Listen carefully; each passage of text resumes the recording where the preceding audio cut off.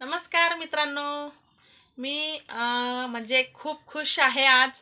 कारण channel mono माझं कसं झालं स्टार्टिंग ते मोनो होईपर्यंत प्रवास कसा राहिला व्हिडिओ शेवटपर्यंत नक्की बघा.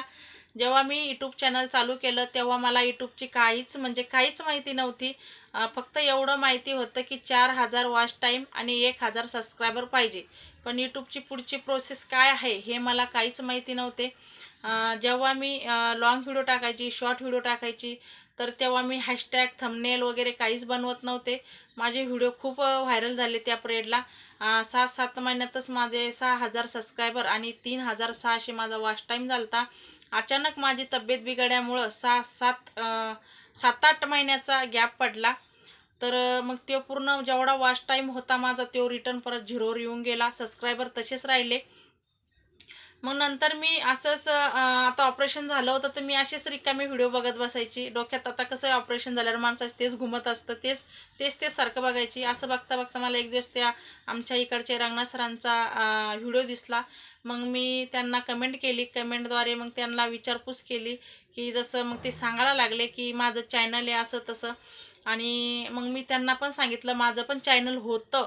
तर ते पूर्ण आता वॉच टाईम पूर्ण झिरोवर आला. मग ते म्हणाले, की तुम्ही परत रिटर्न चालू करा आणि माझी लाईव्ह असती, लाईव्हला या.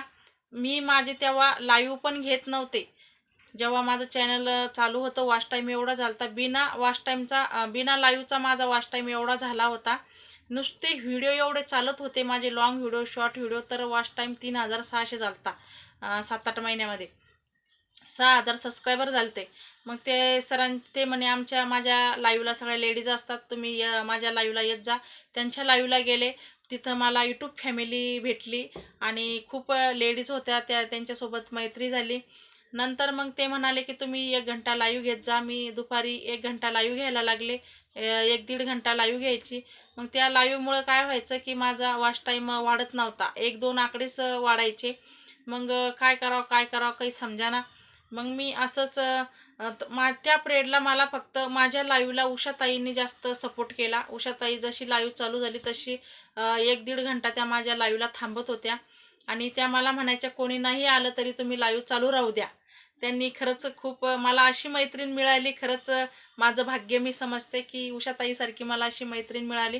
त्यांनी मला खरंच खूप सपोर्ट केला त्या पिरियडला. पण लाईव्हला त्या एकट्या तरी किती कमेंट करून करून करणार, आहे की नाही?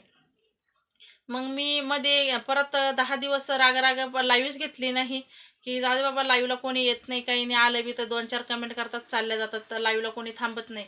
मग मी लाईव्ह घेणं बंद केली आणि गणपती आले होते. गणपतीच्या नंतर मग मी असंच गॅप होता माझ्या लाईव्हला पडलेला. मग मी रात्रीची म्हटलं चला सहज मी लाईव्ह चालू करून बघितली. त्या पिरियडला जरांगे पाटलाचं आंदोलन गेलं होतं मुंबईला. गणपतीच्या परेडमध्ये तिथले लोक आंदोलनाला गेलेले माझ्या लाईव्हला आले. मग त्यांना मी विचारपूस केली, तुम्ही कुठून असं तसं. मग ते म्हणाले, की आम्ही आंदोलना इथं आलेलो आहे, तर तिथून आम्ही बोलतोय असं तसं त्यांनी सांगितलं. आणि ताई तुम्ही लाईव्ह घेत जा, आम्ही तुम्हाला सपोर्ट करू. मग तिथून बरेच दादा लोक मला लाईव्हला भेटले आणि 1 महिन्याभर त्या दादा लोकांनी बी मला खूप चांगला सपोर्ट केला. आणि तिथून ते पहिले संजय दादा, लक्ष्मण दादा होते आणि त्यांनी पण मला खरंच खूप पहिले सपोर्ट केला. त्याच्यानंतर मग गणेश दादा आले. गणेश दादांनाही मला खूप सपोर्ट केला. जेव्हा मी रात्रीची लाईव्ह घ्यायची, मग मी रात्रीची लाईव्ह घेणं स्टार्ट केली. दिवसा मी लाईव्ह घेत नाही आणि आता पण घेत नाही. पहिले घेतले तर माझ्या लाईव्हला कोणी येत नव्हतं. मग मी रात्रीची चालू केली तर मला बरेच जण म्हणले, की "रात्रीची लाईव्ह घेऊ नका," असं तसं म्हणाले. पण मी काही कोणाचं ऐकलं नाही. मी हार मानली नाही आणि मला बरेच जण म्हणाले, की "तुमचा वॉच टाईम वाढत नाही ना ह्या चॅनलने, की तुम्ही दुसरं चॅनल चालू करा." मी दुसरं पण केलं नाही. उषाताई मला मला म्हणाल्या होत्या. मी त्यांना विचारलं, की त्या मला म्हणाल्या, "तुम्ही ह्याच चॅनलवर व्हिडिओ टाका. काही दुसरं चॅनल बनवू नका." मग मी ह्याच चॅनलवर परत व्हिडिओ टाकायला सुरुवात केली. जे जुनं चॅनल होतं, वॉच टाईम पूर्ण झिरोवर आला होता. तर मी परत तिथून स्टार्टिंग सुरुवात केली. हार मानली नाही. जे होईल ते होईल. मग बरेच जण म्हणायचे, "तुम्हाला कॉपीराईट येईल. बऱ्याच दिवसापासून तुमचं चॅनल आहे, मध्ये बंद पडलेलं होतं, मोनो होणार नाही."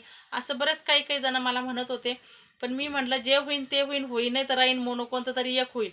मग मी त्याच्यावर परत व्हिडिओ टाकायला चालू केले. मग मी दिवसा न लाईव्ह घेता मी रात्रीची लाईव्ह स्टार्ट केली. इतके दादा लोक मला जॉईन झाले. ते गणेश दादा, दत्ता दादा, तुषार, सुभादादा, भीमरावदादांच्या मिसेस, भाग्यश्री, अश्विनीताई यांनी खरंच मला माझं मी भाग्य समजते. एवढे खरंच मला सपोर्टदार, एवढे चांगले, इतके छान भेटले की त्यांच्या सपोर्टमुळं माझं चॅनल आज लवकर मोनो झालं. ते जर रात्रीचे जर लाईव्हला थांबले नसते तर माझं चॅनल अजून पण मोनो झालं नसतं. त्यांच्यामुळंच माझं चॅनल मोनो झालं. खरंच त्यांनी मला खूप साथ दिली आणि मी त्यांची खरंच ऋणी राहील. कारण त्यांच्यामुळं जेव्हा मी रात्रीची लाईव्हमध्ये झोपी पण जायची, पण आमच्या दादा लोकांनी माझी लाईव्ह सांभाळून घेतली. ते मी झोपायची तरी पण ते जागी राहायचे. लाईव्ह चालू, ताईची लाईव्ह चालू आहे म्हणून ते जागी राहत होते. जोपर्यंत माझी लाईव्ह चालू राहायची तोपर्यंत त्यांनी खरंच मला खूप साथ दिली. आणि मला आता पण ते असे हे करतात, कमेंट करतात की ताई तुम्ही लाईव्ह केव्हा चालू करणार आहे आणि इथून पुढं पण आम्ही तुम्हाला अशी साथ देऊ. त्यांचं खरंच खूप खूप धन्यवाद. माझं चॅनल असं मोनो लवकर यांच्यामुळं झालं. मला दादा लोक खरंच त्यांचा खरंच खूप सपोर्ट मिळाला. आणि रूपाताई पण माझ्या लाईव्हला येत होत्या रात्रीच्या अधूनमधून.